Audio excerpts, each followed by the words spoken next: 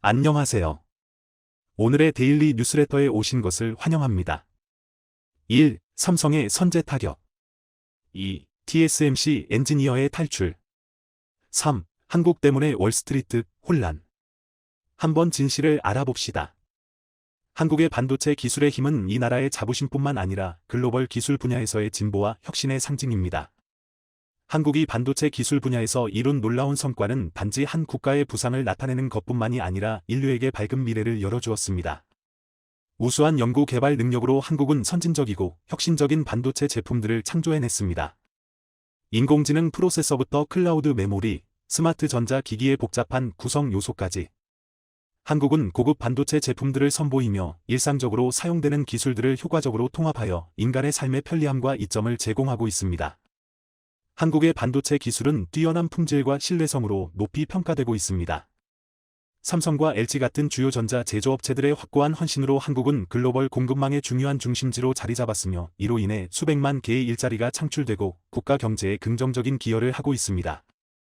현재 전 세계 파운드리 시장 점유율은 TSMC가 50% 이상 차지하면서 독주를 하고 있습니다. 파운드리 분야 2위인 삼성전자가 맹추격을 하고 있지만 기존 파운드리 공정의 TSMC가 오랜 신뢰를 구축해왔기에 아직까지 많은 고객들이 계속해서 TSMC를 선택하고 있는데요. 하지만 최근 TSMC에게 각종 위기가 닥치며 큰 논란이 되고 있습니다. TSMC의 위기가 닥치는 사이에 삼성전자는 TSMC의 일격을 가하며 또 한 번의 선제 공격에 나섰는데요. 어떤 일인지 자세히 알아보겠습니다. 7월 초 세계 1위의 파운드리 기업인 대만 TSMC는 대규모 사이버 공격을 당했습니다. 공격한 이들은 세계 최대 랜섬워어 조직 록빗으로 TSMC에 7천만 달러의 돈을 요구하고 있는 상황입니다. 록빗이 어떤 데이터에 접근해 손에 쥐게 되었는지에 대해서는 아직 명확히 밝혀진 바가 없지만 7천만 달러를 요구하고 있는 것을 보면 확실히 TSMC의 보안이 뚫렸다고 볼 수 있습니다. 다만 TSMC는 고객 데이터는 안전하다는 입장을 고수하고 있지만 여론은 매우 안 좋게 돌아가고 있는데요. TSMC는 공식 발표문을 통해 IT 하드웨어 공급을 담당하는 한 서드파티 기업에서 사이버 보안 사고가 일어났고 이 사건으로 서버의 초기 설정과 관련된 정보가 새나갔다고 밝혔습니다. 문제의 서드파티는 킨맥스 테크놀로지, 킨맥스 테크놀로지라고 하는데 이 회사는 다른 국제적인 IT 기업들과도 계약 관계에 있는 것으로 알려져 있습니다. 서드파티인 킨맥스 측은 공격자들이 설치 환경 설정 파일 등 4개 변수에 해당하는 정보들을 캡처해갔지만 큰 문제는 되지 않을 것이라고 밝혔습니다. 그러나 록빗의 하위 그룹이라고 스스로 주장하는 이들은 NHA, TSMC가 7천만 달러를 8월 6일까지 내지 않으면 중요한 정보가 공개될 것이라고 협박하는 중입니다. 중요한 정보 중에는 TSMC의 네트워크로 진입할 수 있게 해주는 방법과 데이터가 있다고도 주장하고 있습니다. 7천만 달러를 내지 않고 이 정보가 공개된다면 누구나 TSMC의 네트워크에 접속할 수 있게 된다는 것입니다. 칩셋 전쟁이 전 세계 지정학 관계를 좌지우지하는 지금 이 정보가 외부로 유출된다면 엄청난 파장을 불러일으킬 것입니다. 이와 같이 TSMC를 향한 이런저런 해킹 시도들이 늘면서 위험이 높아지고 있지만 사실 가장 심각한 건 대만의 지정학적 리스크를 안고 있다는 것입니다. 중국은 계속해서 대만을 압박하고 있으며 전문가들은 5년 안에 양안전쟁이 일어날 것이라고 거의 확실시하고 있습니다. 오랫동안 회사에 투자하기로 유명한 미국의 워런 버핏도 TSMC의 지분을 단 3개월 만에 매도하면서 단타를 치는 이례적인 모습을 나타냈습니다. 워런 버핏은 지난해 7월 9월 사이 TSMC 지분 41억 달러 약 5조 3천억 원치를 매입했으나 작년 연말에 보유주의 90%가량을 매도했습니다. 물과 한 분기 만에 약 5조 원가량의 단타를 친 것입니다.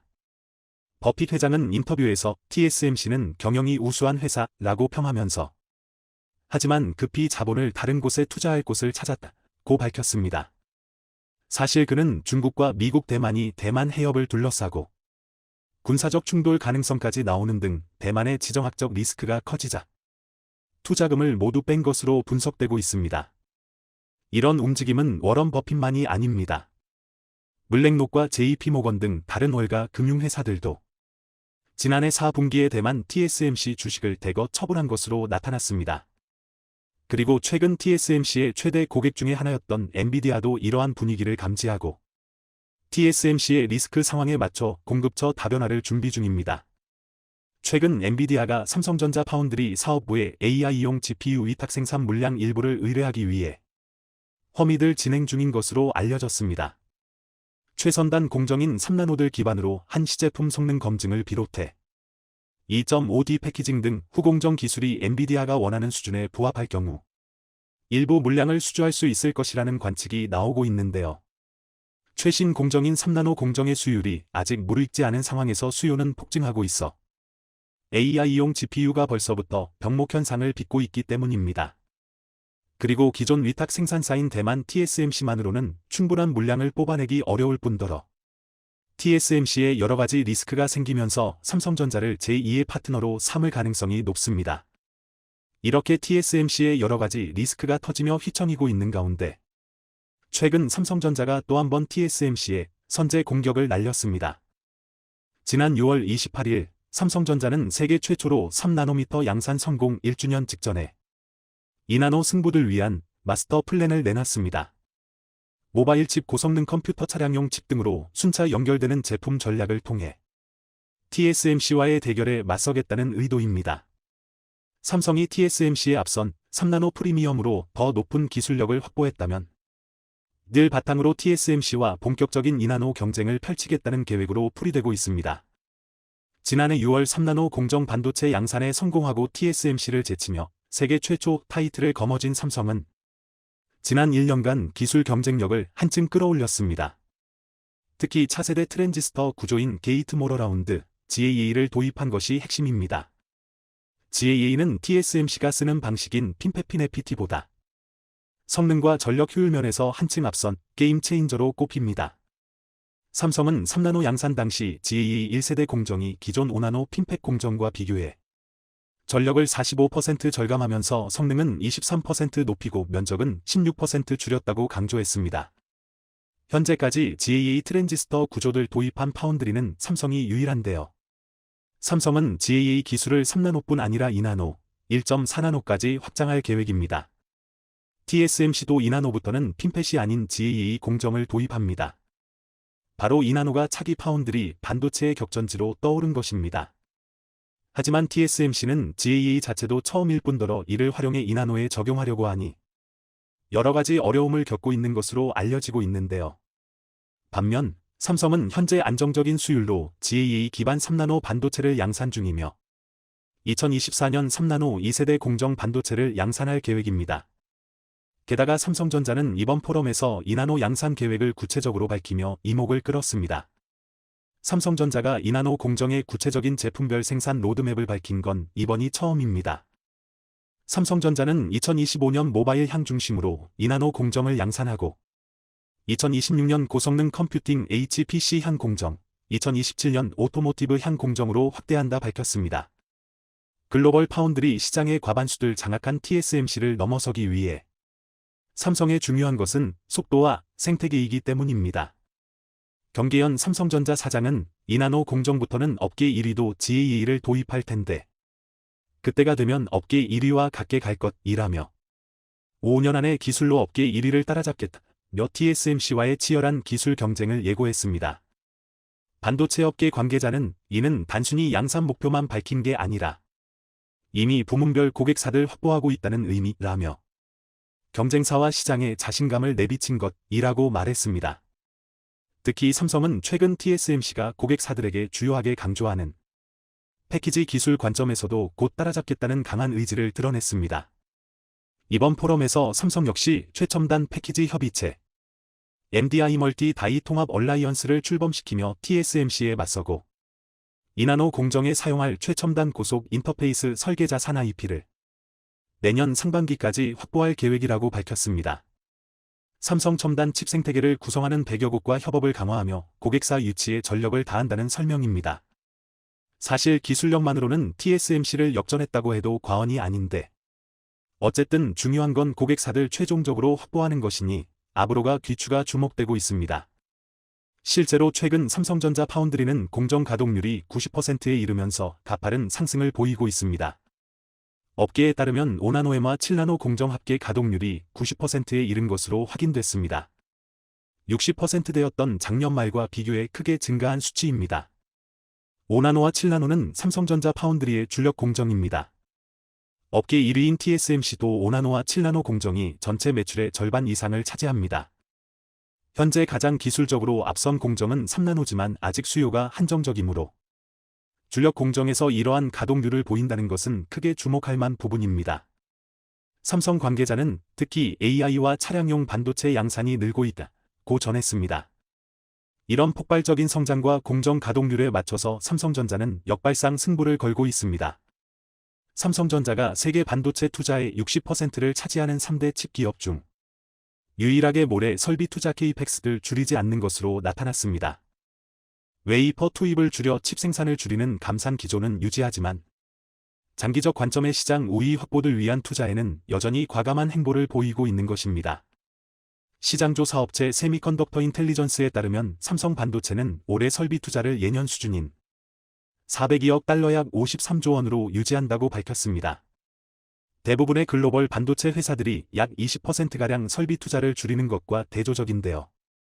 같은 기간 SK하이닉스는 50%, 미국의 마이크론 테크놀로지는 42% 줄였고 대만의 TSMC도 올해 설비 투자에 320억 달러 약 42조 원을 쓰긴 하지만 이는 지난해보다 12%가량 감소한 수치입니다. 미국의 인델도 작년보다 19% 감소한 200억 달러 약 26조 원을 투자합니다. 올해 삼성은 TSMC와 인델을 포함한 톰 3분 기업 중에서 유일하게 투자 금액을 줄이지 않았다는 점에서도 이례적이지만 그 규모가 400억 달러를 넘으며 압도적이란 점이 주목됩니다. 이 같은 삼성의 투자는 세계 IT 물경기 시기에 나타나는 것이라 업계의 관심을 끌어모읍니다. 침체가 깊어진 위기에도 삼성은 강력한 투자를 통한 시장 경쟁력 확보에 주력하며 경기 회복기가 찾아올 때 최정상 기업으로 도약할 수 있다는 초격차 전략을 보여주며 기대를 모으고 있습니다. 전 세계 각국에서는 지금 미래 산업의 쌀이라고 불리는 반도체 인력을 확보하기 위해 인재 쟁탈전이 치열하게 벌어지고 있습니다. 한국은 메모리 반도체에서는 세계 최강이지만 시스템 반도체는 아직 이에 미치지 못하며 열심히 TSMC를 추격하는 중입니다. 반도체 전문가들은 시스템 반도체 산업은 사람으로 싸우는 산업이라고 말합니다. 따라서 한국이 시스템 반도체 분야에서 TSMC를 따라잡으려면 전문 인력이 1년에 1,000명 정도씩 나와야 하기 때문에 석박사급 고급 인력과 고졸 인재를 나눠서 육성하는 투트랙 전략으로 가야 한다고 이야기합니다.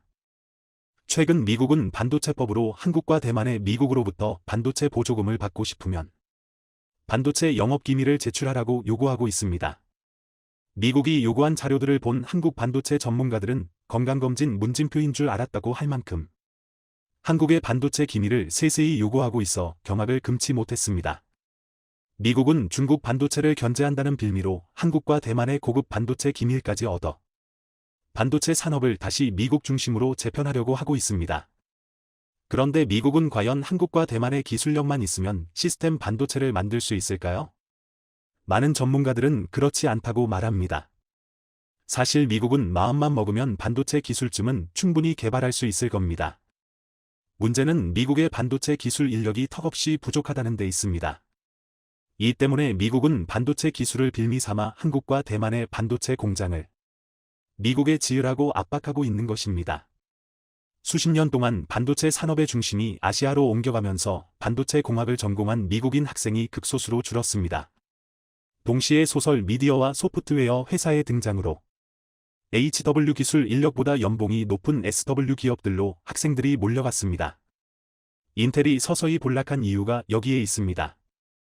하지만 미국 입장에서 반도체는 안보와 직결되어 있기 때문에 반드시 자신들의 직접적인 영향력 안에 넣고 싶어 합니다. 실제로 인텔은 삼성전자의 고급 인력을 배가거나 TSMC 출신 고급 인재를 영입해가는데 철안이 돼 있습니다. 2년 전 인텔은 파운드리 사업 재진출과 함께 독립 파운드리 사업부 인텔 파운드리 서비스를 세우겠다고 발표함과 동시에 삼성전자에서 파운드리 사업을 담당하던 임원을 영입했습니다. 미국 실리콘 그래픽스, 반도체 기업 LSI 로직스 등을 거쳐 삼성에 입사한 뒤 13년간 반도체 관련 사업을 담당한 하오홍을 영입해 간 것이 대표적인 일이었습니다. 이것은 인텔이 파운드리 시장에 재진출함과 동시에 세계적인 반도체 인재 쟁탈전이 시작됐다는 선전포고나 다름없었습니다. 지금 세계는 인텔과 TSMC, 그리고 삼성 이 세 회사 간의 뺏고 뺏기는 반도체 인력 쟁탈전이 세계 대전만큼이나 심각하게 벌어지고 있습니다. 인텔은 TSMC에서 무려 31년 동안 반도체 미세공정 분야에서 일했던 임원과 13년 동안 근무했던 설계기술 전문 임원을 빼갔을 뿐 아니라 대만 파운드리 업체 UMC의 반도체 전문 인력과 삼성전자 북미 반도체 법인에서 약 13년 동안 일했던 임원까지 영입해 갔습니다. 그런데 이렇게 반도체 인력 배가기가 극심한 상황에서 중국은 코로나19를 틀어막기 위해 도시 봉쇄를 장기간 실시했고, 여기에 질려버린 대만 출신 고급 반도체 기술자들이 봉쇄가 끝나자마자 대거 중국을 이달하기 시작합니다. 중국은 지난 몇 년간 자국 내 반도체 산업 육성을 위해 대만의 반도체 박사학위 소지자 등 기술자들을 공격적으로 영입했는데요. 대만 반도체 기술자 3천여 명이 중국에서 일했는데 중국 반도체 기술자 중 7.5%에 해당하는 수치였습니다. TSMC에서 17년간 일했다가 삼성전자를 거쳐 2017년부터 SMIC의 공동 CEO를 맡고 있는 양멍숭이 대표적인 예였습니다. 그는 SMIC의 7나노미터 공정 생산 성공을 이끈 주역입니다. 하지만 코로나19와 미중 반도체 갈등이 많은 것을 바꿔놓았습니다. 미국은 미국 시민권자가 중국 반도체 공장에서 일하는 것을 금지하면서 미국 시민권을 갖고 중국에서 일하는 중국인, 대만인 근로자들에게 중국 직장과 미국 시민권을 두고 양자택일을 종용했습니다. 직장과 시민권 중 하나는 포기해야 하는 상황이 된 것입니다. 대만도 자국 반도체 인력이 새나가는 걸 막기 위해 아예 대만의 헤드헌터들이 중국을 위해 스카우트 활동을 할 수 없도록 했으며 대만에 진출한 중국 기업들을 단속하는 TF팀을 만들기까지 했습니다. 그간 미국의 반도체 부흥 전략은 간단했습니다. 중국을 이탈한 대만 출신 기술자들을 미국으로 유도하고 TSMC로부터 반도체 기술을 전수받아 반도체 부활을 시도한 것입니다. 하지만 결과적으로 미국의 전략은 실패했습니다. 역시 이유는 사람 때문입니다. TSMC는 자사가 운영하는 애리조나 반도체 공장 가동을 위해 미국 반도체 기술자들을 대만으로 데려와 약 1년 동안 교육 일정을 진행했습니다. 그런데 1년 동안 대만 생활을 하고 미국으로 복귀한 미국 엔지니어들이 SNS에 TSMC에 대한 불만을 올린 겁니다. 이들 미국인 기술자들은 TSMC는 군사 문화를 가지고 있다. 보수가 업계 평균보다는 높지만 이를 위해서는 장시간의 근로를 해야 한다. TSMC 경영진의 피드백은 미흡하고 휴가도 성과 평가에 악영향을 미칠 수 있기 때문에 자제해야 하는 분위기다. 즉 미국 기술자들은 아시아 특유의 기업 문화에 전혀 적응하지 못했습니다.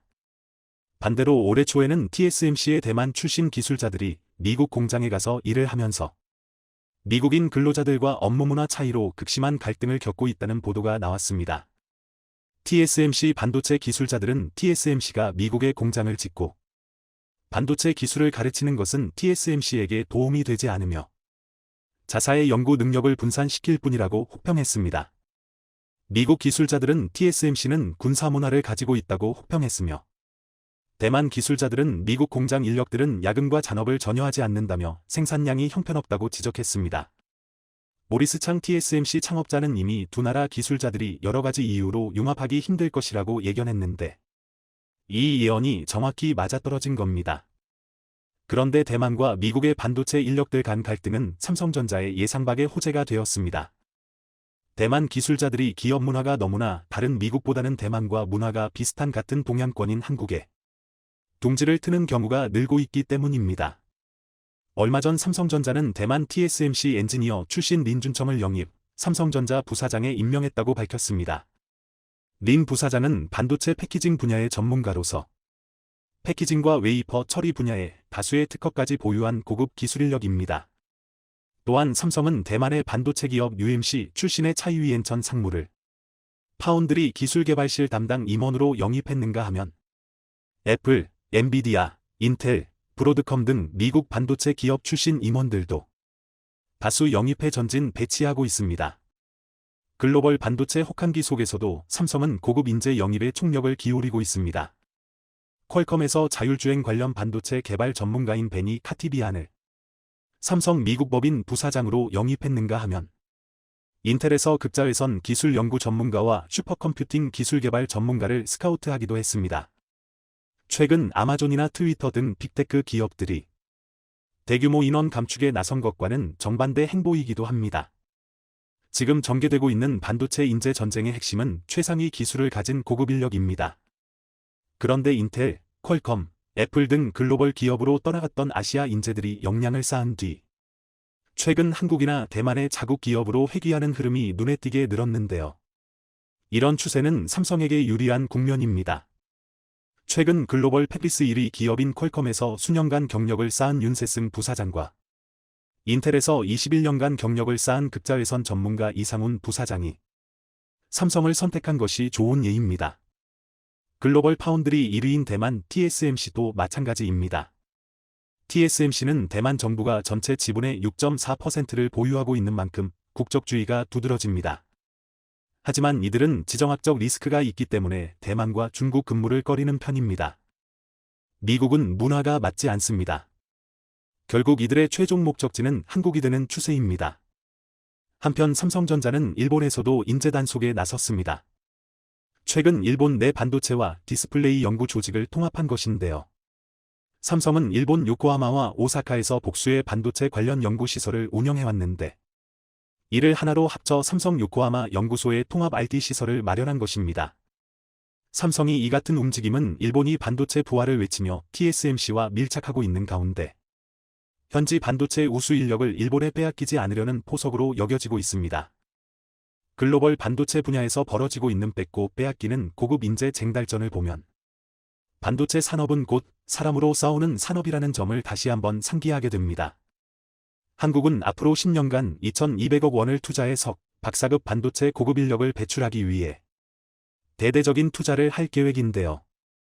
반도체 인재 화보야말로 경제적인 문제를 넘어 안보의 문제이므로 사람을 기르고 영입하는 일에 사활을 걸어야겠습니다. 바이든 미국 대통령이 한국 기업들로부터 수백조 원의 투자금을 받아낸 뒤 뒤통수를 친 데 이어 이제는 미국을 대표하는 월스트리트에서 은행 중 하나가 한국계를 차별하는 충격적인 일이 일어났습니다. 자, 그런데 상대를 잘못 골랐습니다. 세계에서 가장 똑똑하고 끈질긴 한국인을 절대 포기하지 않았고 자신을 한국계라는 이유로 차별한 미국 월가의 은행을 송두리째 초토화시켜버렸는데요. 지금부터 이 놀라운 내용 최고 수익률에서 여러분들에게 전해드리겠습니다. 월가에서 일하는 한국계 여성 임원이 여성과 아시안이라는 이유로 차별을 받았다며 월가의 투자 회사인 베어링스 베링즈 LLC를 상대로 소송을 냈습니다. 회사의 임원들이 투자 파트너인 한국인을 눈의 가시누선수로 묘사하는 등 아시안을 상대로 인종차별적인 언행도 일삼았다는 주장입니다. 24일 업계에 따르면 제시카 리 사진 베어링스 오리지네이터 자산 보유관리 책임형는 최근 미국 뉴욕 맨해튼의 뉴욕주 법원의 베어링스를 상대로 한 손해배상 청구 소송을 제기했습니다. 소송 규모는 밝혀지지 않았습니다. 소장에서 원고 측은 성별과 국가 출신에 따른 차별이 만연한 사내 분위기로 인해 리 씨가 심각하게 부당한 대우를 받았다고 소송 배경을 설명했습니다. 리 씨는 칼라일 그룹에서 상무를 거쳐 2017년에 베어링스에 입사했습니다. 베어링스는 뉴욕에 본사를 두고 전 세계에서 영업 중인 사모대출 펀드 운용 회사입니다. 리 씨는 탁월한 업무 성과를 냈음에도 회사 측으로부터 공정하지 않은 대우를 받았다고 주장했습니다. 소장에 따르면 리 씨는 직접 유치한 사모대출 규모만 4.56억 달러에 달할 정도로 성과가 높았지만 약속한 보너스를 받지 못하고 주요 업무에서 배제됐다며 오히려 더 낮은 성과를 낸 백인 남성 동료들에게 훨씬 더 많은 급여를 주는 등 혜택을 줬다고 했습니다. 또 같은 시기 1억 달러 이상의 손실을 낸 백인 남성 동료들은 아무런 징계를 받지 않고 일부는 오히려 임원으로 승진했다며 임원에게 차별에 대해 이메일로 항의하자 하위 고과자들이 참여하는 업무 개선 계획 대상자가 됐다는 보복성 통보를 했다고 덧붙였습니다. 리 씨 측은 주요 업무에서 배제되거나 프로젝트 추진 과정에서 방해를 받는 일도 이뤄졌다고 소장에서 강조했습니다. 소장에서는 지난해 영업팀과 직접 만나는 주요 회의에는 업무 당사자임에도 아예 초대를 받지 못했다며 대출 프로젝트 업무 수행을 위해 클라이언트 명단 공유를 요청했지만 검색에만 수만 달러가 소요된다는 등의 이유로 거절당하기도 했다고 적시했습니다. 고소장에 따르면 베어링스의 임원들은 한국인 고객들에 대해 차별적인 언행을 하기도 했습니다. 한국인 투자자들과의 프로젝트를 진행하는 중 한국 투자자는 대처가 필요한 방해 요소다. 쓸데없이 너무 많은 질문을 하는 등의 발언을 했다는 주장입니다. 리 씨의 주장에 따르면 최근 들어 한국인 투자자들의 투자 규모가 압도적으로 커져 주요 고객임에도 이렇게 뒤에서 한국인을 욕하고 있던 것이었습니다. 전 세계 금융의 중심지로 꼽히는 월가는 백인 남성 중심의 조직 문화가 여전히 만연한 것으로 알려져 있습니다. 베어링스의 경우에도 임원이나 영업을 담당하는 주요 직책에 여성이나 아시안이 거의 없다는 주장입니다. 리 씨는 베어링스에 여전히 재직 중입니다. 리 씨의 법률 대리인인 존 싱어 씨는 탁월한 성과를 냈음에도 불구하고 여성 아시아인이라는 이유로 임금과 기회의 차별을 받고 승진의 기회에서도 배제되는 일이 일어나고 있다고 주장했습니다. 미국을 대표하는 월스트리트에서 이러한 일이 이슈가 되면서 사건은 걷잡을 수 없이 커져버렸습니다. 월스트리트의 한 은행에서 한국계 여성을 차별하는 일이 일어났지만 그동안 월가에 고착됐던 백인 남성 우월주의가 강한 질타를 받기 시작한 것인데요. 월가의 한인들이 함께 들고 일어나면서 사건이 너무나도 커져버렸습니다. 월가의 비영리 한인 네트워크 KFS 코리아 파이낸스 서사이어티에 따르면 2010년 이후 주요 투자은행으로 진출한 한국계가 수천 명에 달합니다. 이들은 투자은행을 비롯해 사모펀드, 헤지펀드 등으로 활동 범위를 넓히고 헤드급이 되면서 존재감을 드러내기 시작했습니다. 이제 전면에서 회사의 투자 전략과 성과를 소개하고 개인의 이야기도 풀어낼 정도의 위치가 된 거죠. 이처럼 한국계가 뭉친 것은 두각을 나타낸 선배들이 후배들을 끌어주기 시작한 덕분입니다. 현재 KFS 공동의장은 마이크 주주이찬, 샌더 허가 맡고 있습니다. 두 사람은 1995년 골드만삭스 본사에 입사한 100명 중 2명뿐인 한국인이었습니다. 마이크 주는 2019년부터 거대 금융그룹인 보아 투자은행 부문 최고 운영 책임자 COO를 맡고 있습니다. MIT를 졸업하고 골드만삭스, 크레디트 스위스 등에서 근무한 뒤 메릴린치연 보아로 이직하며 투자은행 업무에서 탁월한 성과를 내 최고 경영자 레벨에 올랐습니다. KFS의 또 다른 리더 김선홍 씨는 앵커리지 캐피털 그룹 이사로 컬럼비아대 출신인 마크 김은 메릴린치에서 투자은행 업무 경력을 쌓은 뒤 세계적인 사모펀드 TPG에서 근무했습니다. 이들의 영향력은 상상을 초월합니다. 이번 사건에 KFS가 그룹 차원에서 나서게 되면 베어링스는 한순간에 월스트리트에서 매장될 정도죠. 게임 미국 정치계에서도 두 팔 벗고 나서 한국인의 편에 서는 분위기입니다. 미국 정치계에서도 한국계의 영향력은 최근 너무나 막강해졌기 때문인데요. 한국계 영김 미국 연방 하원의원 공화 캘리포니아의 3일 현지 시간 미국 하원에서 한미 외교 현안을 다루는 외교위원회 산하 인도태평양 소위원회 위원장에 선출됐습니다. 한미 관계를 비롯해 중국과 일본, 대만과의 민감한 외교 쟁점 등을 다루는 주요 의회 직책인 인도태평양 소위위원장을 한국계 의원이 맡은 것은 이번이 처음입니다. 영김 의원실에 따르면 지난 117대 의회에서는 아시아태평양 외교 문제를 아시아태평양 중앙아시아 비확산 소위에서 다퉜으나 이번 118대 의회에서는 그 명칭이 인도태평양 소위로 변경됐습니다. 뉴욕시 차원에서도 한국을 대신해 강력한 조치를 취할 것으로 보입니다. 놀랍게도 얼마 전 미국 뉴욕에서는 한국계 교포가 시의원에 당선돼 화제가 됐었죠. 뉴욕 시의원에 한인이 당선된 건 사상 처음이라고 하는데요. 세계 경제문화 중심지인 뉴욕의 정책 결정에 한인이 영향력을 행사하게 되면서 뉴욕 한인계가 미 주류 사회로 도약하는 발판이 됐다는 평가입니다. 오늘도 감사합니다. 최고로 멋진 하루 보내시길 바랄게요.